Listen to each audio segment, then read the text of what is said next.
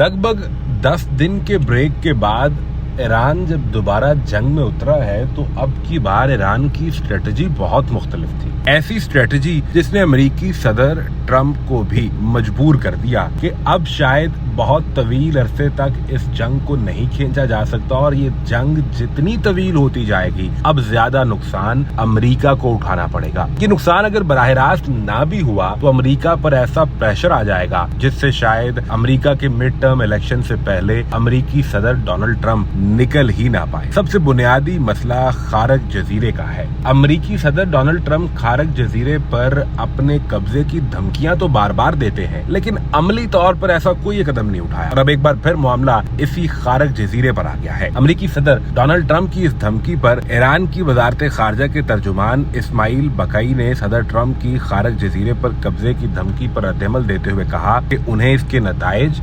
भुगतना होंगे। इस्माइल बकाई ने कहा कि मेरा ख्याल है कि इसी खित्ते में ऐसे बहुत से लोग मौजूद हैं जिनका इस्तकबाल करने के लिए दिन गिन रहे हैं। यानी इस्माइल बकाई ने ये इशारा दिया है कि आप अगर खारक जजीरे पर कब्जा करने के लिए आएंगे तो आपका इस्तकबाल सिर्फ ईरानी नहीं करेंगे बल्कि खित्ते की कुछ दीगर फोर्सेस या दीगर अवामिल भी हो सकते हैं। क्या खारक जजीरे की सिक्योरिटी चीन ले सकता है और अमेरिकी फोर्सेस का सामना चीनी फोर्सेस से हो सकता है क्योंकि आबनाए होर्मुज में अमेरिकी नेवी ने चीन के एक जहाज पर अभी कब्जा भी किया है और ये दूसरी दफा है जब चीन के जहाज को काउंटर करने की कोशिश की गई है। क्या दीगर कुव्वतों में हमास, लेबनान की फोर्सेस और इसके अलावा हौसी भी शामिल हो सकते हैं? ये बहुत से सवाल मौजूद हैं लेकिन ऐसे में अमेरिकी सदर डोनाल्ड ट्रंप 10 दिन का सीज फायर भी ऑफर कर रहे हैं। वो शायद ये जमा खर्च करना चाह रहे हैं कि अब की बार अमेरिका बराह रास्त खुद इस जंग में कूदा है। पहले तो इसराइल घसीट कर अमेरिका को जंग में ले आया था लेकिन अब ये अमेरिका वर्सेस ईरान का मामला बन गया है जिसमें अमेरिकी सदर 10 दिन की जंग बंदी का